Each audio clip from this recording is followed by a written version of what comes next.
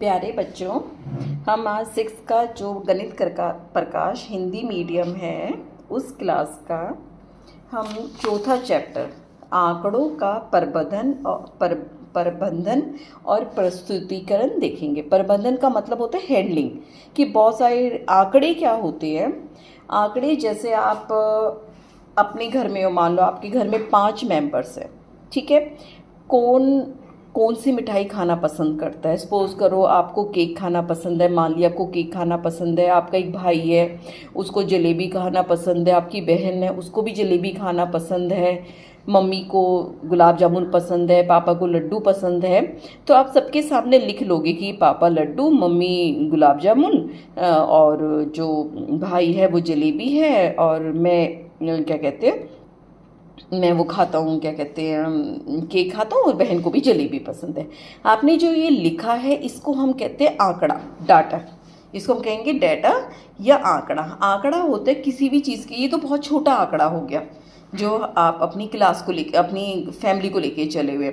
जब हम थोड़े बड़े डाटा की बात करते हैं, आप अपनी क्लास में जाओ, मान आपकी क्लास में 40 बच्चे हैं, कि 40 बच्चों को कौन सा मिठाई पसंद है, तो आप उसका अंदाज़ा लगाओ। या किसको कौन सा टीवी का शो पसंद है। कोई कहे नहीं मुझे तो कार्टून देखना पसंद है, कोई कहता है नहीं मुझे तो गेम खेलना पसंद है।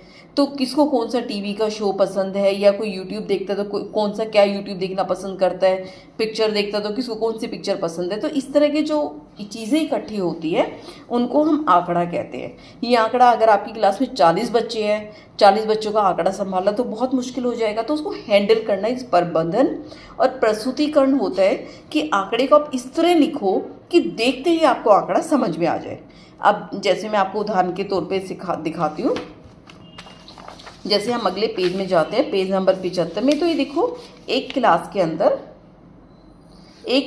दे रखा है महनूर है, उसको कबड्डी पसंद है, जूबी मोन को हॉकी, सिमरन कबड्डी, नन। तो ये देख के ना आपको अंदाजा नहीं लग पा रहा, ये डाटा है, ये आंकड़ा है हमारे पास, कि हमें ये भी नहीं पता इस क्लास में कितने बच्चे हैं, किस बच्चे को क्या पसंद है। आंकड़ा तो हो गया, लेकिन आंकड़े का प्रबंधन नहीं किया, मैं उसको हैंडल नहीं किया, और उसका ठीक से प्रेजेंटेशन, प्रस्तुतिकरण नहीं कर रखा।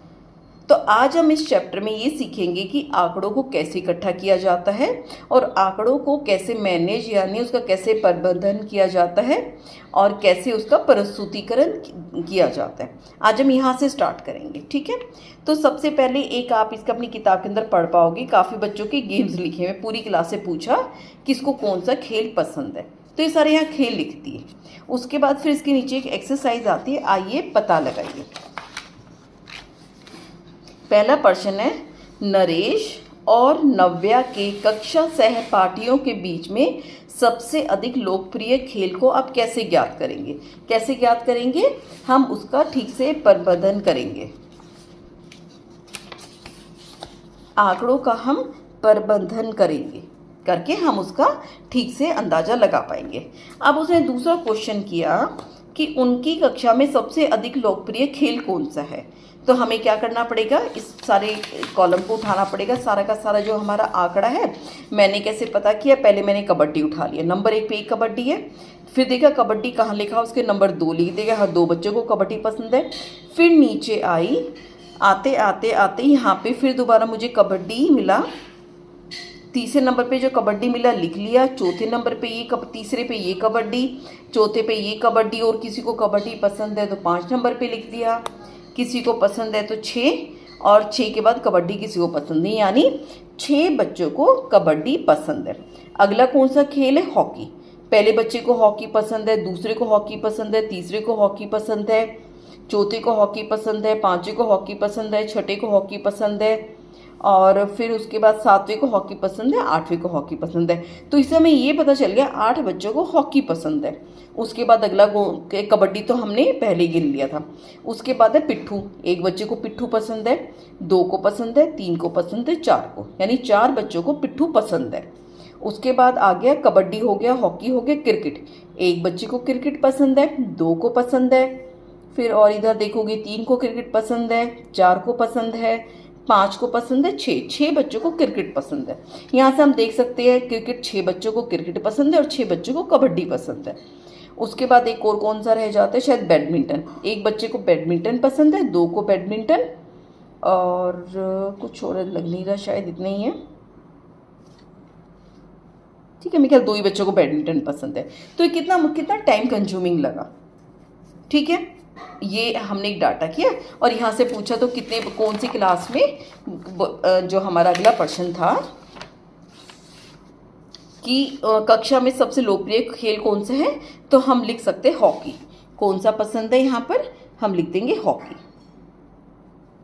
ठीक है, फिर अगला प्रश्न नंबर 3 है, अपने कक्षा सहपाठियों। कक्षा सहपाठी होते जो आपकी क्लास में जो आपके बच्चे पढ़ते हैं, आपकी क्लास के फ्रेंड्स ने पूरी क्लास बेसिकली। अपने कक्षा सहपाठियों के बीच में सबसे अधिक लोकप्रिय खेल को ज्ञात करने का प्रयास करो। आप भी ऐसा आंकड़ा इकट्ठा कर सकते हो। उसके बाद है आगे दिए गए प्रश्नों को, परी बच्ची का नाम, एक लड़की का नाम है, आगे दिए गए प्रश्नों के उत्तर देना चाहती है। जिन प्रश्नों के उत्तरों के लिए उसे आंकड़े को संग्रहित करने की आवश्यकता है, उसके सम्मुख सही का चिन्ह लगाइए, और जिन प्रश्नों के उत्तर के लिए उसे आंकड़ों को संग्रहित नहीं करना पड़ेगा, उसके सम्मुख एक क्रॉस का गलत का चिन्ह लगाइए। अपने उत्तरों की कक्षा में चर्चा कीजिए। यानी ये 4 क्वेश्चन पूछे गए, 1 2 3 4 क्वेश्चन पूछे। कुछों में हमें आंकड़ा इकट्ठा करना पड़ेगा और कुछों में आंकड़ा इकट्ठा नहीं करना। जैसे पहला प्रश्न पढ़ोगे, क्या लिखा हुआ है, उसके कक्षा सहपाठियों के बीच में सबसे अधिक लोकप्रिय टीवी शो कौन सा है। इसमें आंकड़ा इकट्ठा करना पड़ेगा, बिल्कुल आंकड़ा इकट्ठा करना पड़ेगा।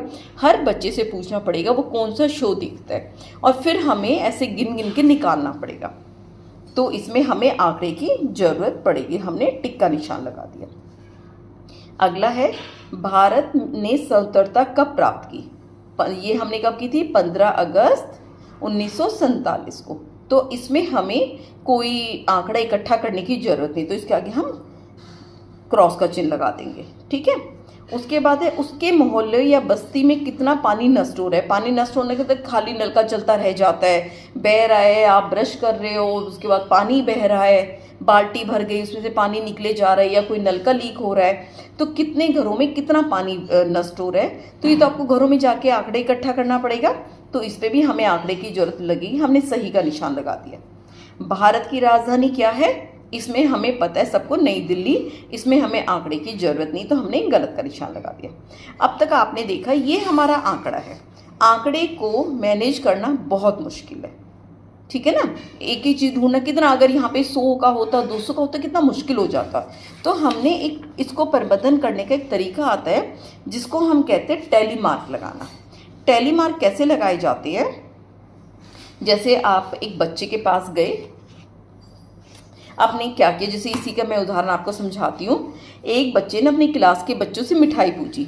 पता चला 5 तरह की मिठाइयाँ, मतलब एक को मिठाई मंगवानी है टीचर को, तो उसने 5 मिठाई की चॉइस दे दी कि जलेबी कौन खाना चाहेगा, गुलाब जामुन कौन खाना चाहेगा, गुंजिया कौन खाना चाहता है, बर्फ़ी कौन खाना चाहता है, रसगुल्ला कौन खाना चाहता है।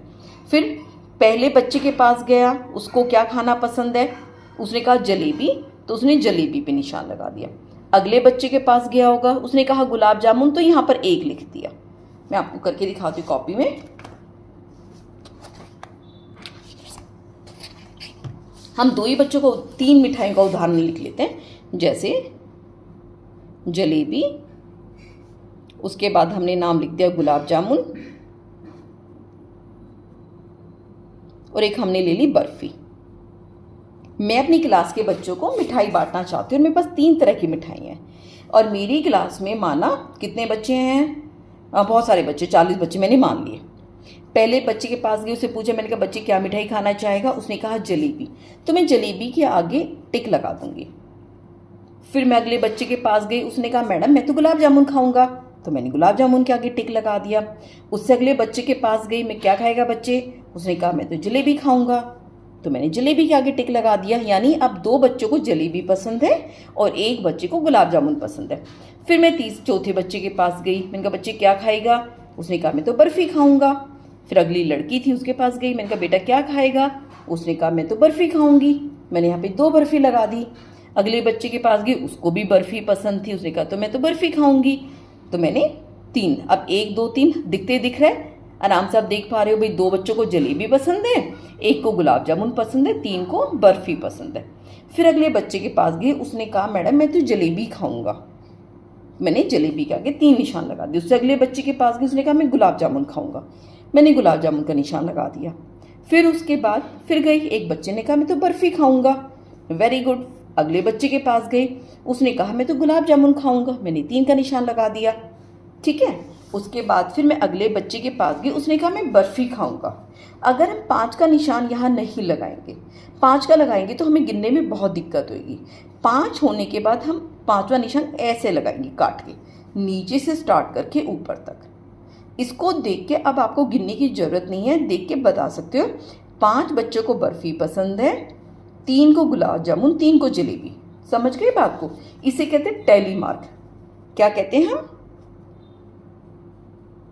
Tally mark. ठीक है। उसके बाद मैं अगले बच्चे के पास गई, उसने कहा मैडम मैं गुलाब जामुन खाऊंगा। लगा दिया। अगली लड़की के पास गई, उसने कहा मैं भी गुलाब जामुन खाऊंगी। अब देखो 4 पहले बन चुके हैं। 5वीं लड़की ने कहा कि मैं गुलाब जामुन खाऊंगी, तो हम यहाँ डंडा नहीं लगाएंगे, हम यहाँ पे ऐसे इसको कट कर देंगे। ये बन गया हमारा 5 का निशान। फिर अगले के पास गई, उसने कहा मैडम मैं भी गुलाब जामुन खाऊंगा। अब हम 6ठा निशान क्या लगाएंगे? हम फिर से यहाँ स्टार्ट करेंगे। ठीक है। अगले के पास गई, उसने कहा मैडम मैं तो जलेबी खाऊंगा। जलेबी का तो हमारे पास अभी 5 निशान ने हमने यहाँ लगा दिया। अगले के पास गई, उसने कहा मैं बर्फ़ी खाऊंगा। हमारा 5 खाना पूरा हो चुका है, हम अगले की तरफ चल पड़े। उससे अगले गई, उसने कहा मैडम मैं भी बर्फ़ी खाऊंगा। बर्फ़ी का 1 और निशान लगाया। उससे अगले के पास गई, उसने कहा मैं जलेबी खाऊंगा। 4 निशान पहले लग चुके हैं, 5वां निशान क्या करेंगे? हम ऐसे काट देंगे। उसके अगले के पास गई, उसने कहा गुलाब जामुन। गुलाब जामुन का निशान। उसने कहा, अगले ने कहा बर्फ़ी। बर्फ़ी का निशान। अगले ने कहा फिर से बर्फ़ी खाऊंगा मैं भी। 4 निशान हो गए। एक ने कहा मैं जलेबी खाऊंगा। जलेबी के हमारे 5 निशान हो गए, तो हम क्या करेंगे? अलग से निशान लगाएंगे। ठीक है।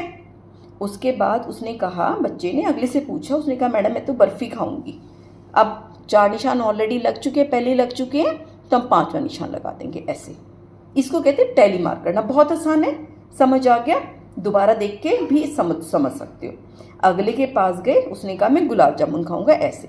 उससे अगले के पास गए, उसने कहा बर्फ़ी। अब हम 1 और स्टार्ट कर देंगे। अब हम चलो इतने बच्चों का उदाहरण लेते, अब गिनते हैं। आराम से गिन के बता सकते हो कितने बच्चों को जलेबी पसंद है? 5 ये बच्चे हैं, 1 बच्चा ये, यानी 6 बच्चों को जलेबी पसंद है।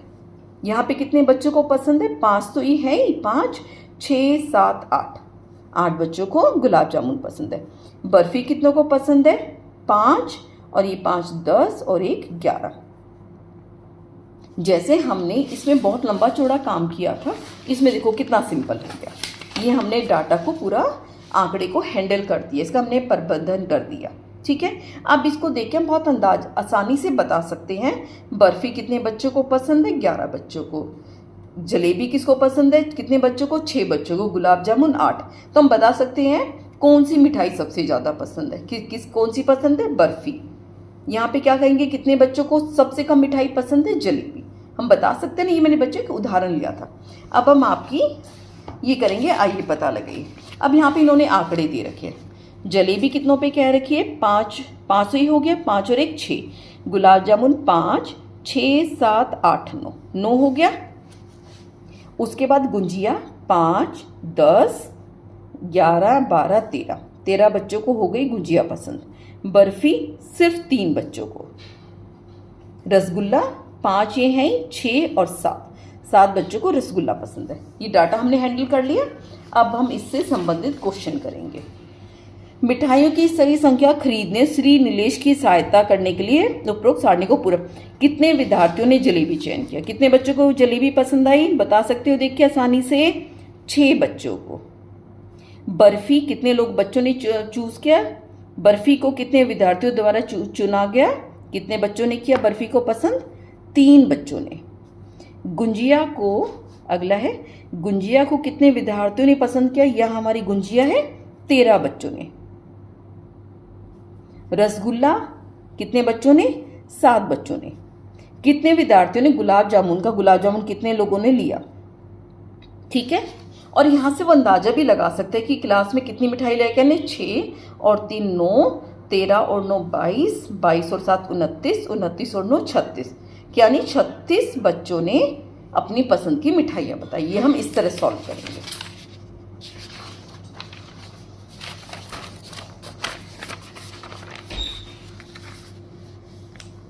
श्री नीलेश ने अपने एक कर्मचारी को सारणी में दिए गए विवरण अनुसार मिठाइयाँ खरीद कर लाने का अनुरोध किया।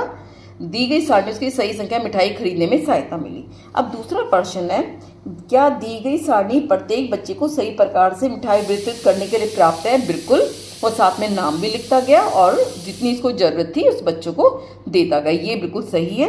व्याख्या कीजिए। यदि ये पर्याप्त नहीं तो कोई पर्याप्त, बिल्कुल पर्याप्त है, इसका हमें कोई विकल्प देखने की जरूरत नहीं है। ठीक है, ये आज का तुम्हारा था। वीडियो थोड़ी लंबी हो गई क्योंकि बीच में नहीं छोड़ सकती थी। कल हम पेज नंबर 77 का 77 का आइए पता लगाइए। ठीक है बच्चों, बाय, थैंक यू।